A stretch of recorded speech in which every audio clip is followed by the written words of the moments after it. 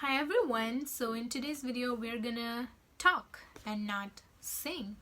Usually I sing for you guys, so in today's video we're gonna talk about a mental health issue, and I chose the topic of who is my real friend for today. I hope you get something out of it. I really spent some time thinking about this topic and grabbing some academic and anecdotal information and then putting it together so that it's useful to you guys. So the reason why I wanted to talk about mental health issues is because I'm graduating from psychology soon, and I feel equipped enough to bring out this information to you guys and share it with you all, so you guys find it useful and it's purposeful for you. So without any further ado, let's begin. How do you know who is your real friend? You know who your real friend is in the times of need, not when you're going about life and having no problems and everything's fine and everything's butterflies and rainbows. It's during these times that you do not realize who your real friends are. It almost feels like everybody is your real friend, which is not the case. I'm going to burst the bubble for you and tell you the truth as it is. Not everybody can be your friend. Think about it. When I talk to some people and ask them who their friends are, they tell me that everybody is their friend, which is very, very, very, very wrong. I'll tell you why. How can everybody be your friend? It's diplomatic to say that. It's diplomatic to be friends with everyone. It's actually a kind thing to say, but what you really mean is that they are cordial. You share a cordial relationship with them, but that doesn't mean that you have a friendship with every XYZ. You can say I'm acquainted with someone and they're a good person, but not everybody is your friend.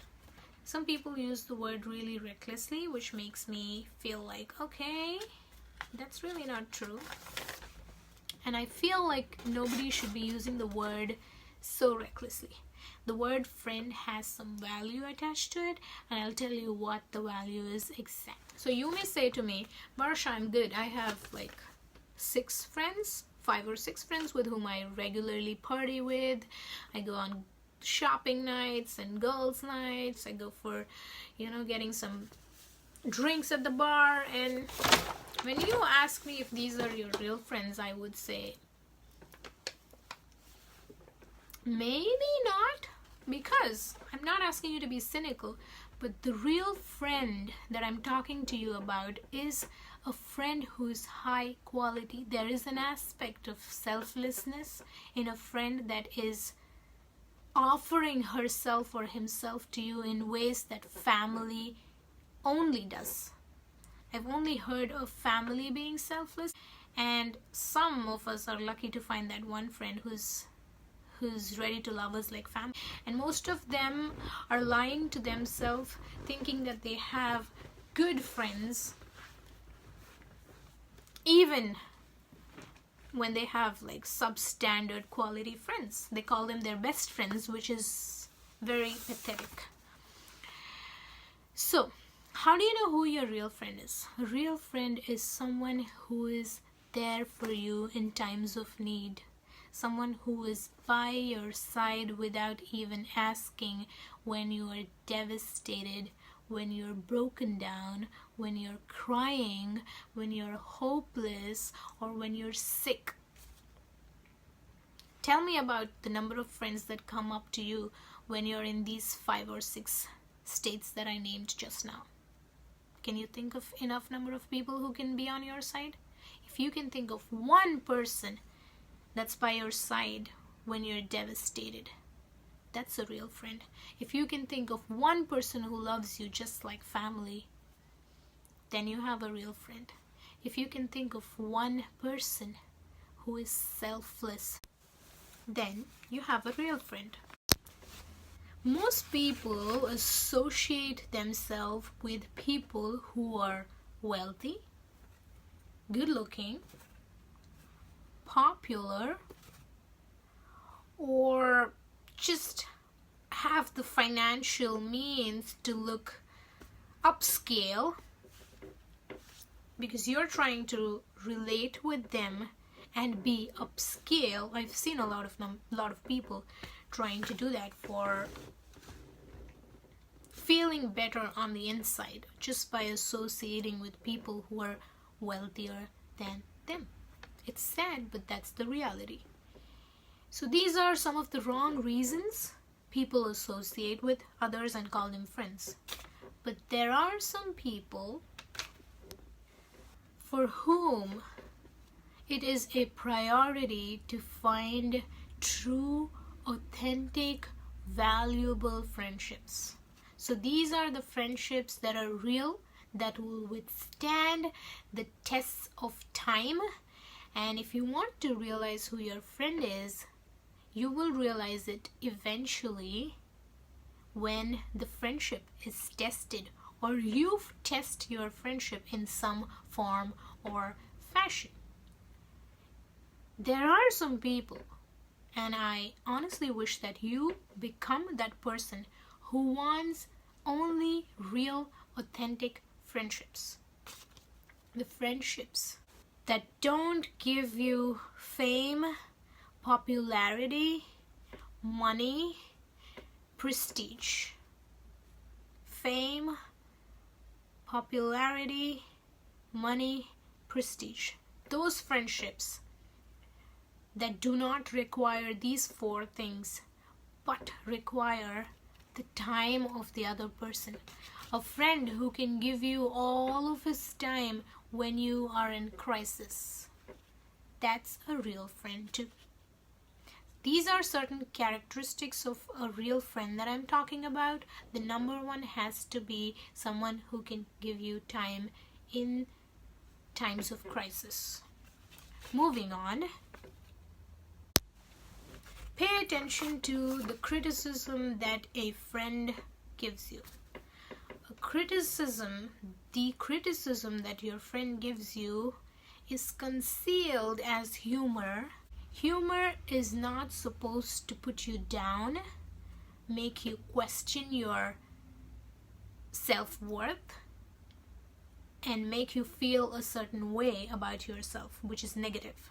Humor should never include insults. If someone is throwing in insults into the humor that they use against you, pay attention to these insults because they hold the wisdom of the quality of your friendship. No friend who is a genuine friend will find flaws and put them out, especially in front of a bunch of people, to make you feel bad about yourself and call it humor. It is not humor when your friend is putting you down. No friend that likes you, that loves you, will put you down. Let's talk about those brutally honest friends who want you to see your flaws. First of all, if somebody wants to see you get better, knowing that you are at fault in some aspect of your life, they're gonna come up to you and say, in private, these are the things that I need you to work on. They're never going to point it out in a sarcastic fashion and belittle you, especially in public. If somebody is randomly criticizing you at any given opportunity, they are not your well-wisher. I do not care what you say about this. If someone puts you down, they are not your friend. A true friend will support you, will give you positive feedback as well as negative feedback, but will never insult you when giving you negative feedback. Get that into your head, let that sink in, and process that. If you ever catch your friend doing that to you, you know you need to take a few steps back and reassess your friendship. Does that make sense? I hope so. Hopefully, most of us have at least one good friend. I say one good friend because I know it's really rare to find that one good person. but hopefully we all have that one person who roots for us, who is our ride or die. I often joke to my Indian friends and a couple of other friends from other cultures about how we host big ass grand weddings with a huge gathering of people that we honestly, some of the people we don't even know, but we invite them. I'm someone who believes that a wedding has to be an intimate gathering of a couple of people that you really care about and you know that they care about you. Anyways, I don't judge other people who invite or host these kinds of weddings, but I really want to find out that if a person that's attending your wedding is a real friend or not. You just have to put up a board that says no food will be served. And watch the number of people who attend your wedding go down drastically. That's cause most people are there for the food. They do not care about your wedding. If you put up a board that says no food will be served and people still show up, these are the people that are your real well-wishers or your real friends. I won't say every well-wisher has to be your friend, but every friend has to be your well-wisher. Once you recognize who your friends and well-wishers are, it's your duty to keep them close to your heart. To be grateful, to be caring, to be respectful, to cherish them in your life is your responsibility. You cannot take them for granted. One wise old man once told me that all of our problems arise because we forget that we're all going to die. Once this idea soaks into our head, it's not the most romantic idea that every day could be our last day on the earth, or even the last day with our loved ones. When this idea is burnt down in your head, you are much more loving to everybody. You are much more kinder to everybody. You are not vicious to anybody because you know that all of this is a game. It's going to end one day. You don't take anybody for granted. Let this idea sink into your head. And please be respectful of your parents because they are your number one friends. These are your ride or die people in most cases if they're not abusive. That's another topic for another day. But your parents are being neglected. We neglect our parents until we realize that they're old and they only have a little time left with us. Don't be that person. Constantly be the one that's there for your parents. These are the people that we have to cherish while they're alive. These are the people that have spent numerous hours of their nights being sleepless for us when we were kids. These are the people who have foregone everything just to raise us to be who we are. These are the people who have sacrificed everything for our well-being, and it is our duty to not be cruel to them. If somebody can be cruel to their parents, that says a lot about them. What kind of a person are you?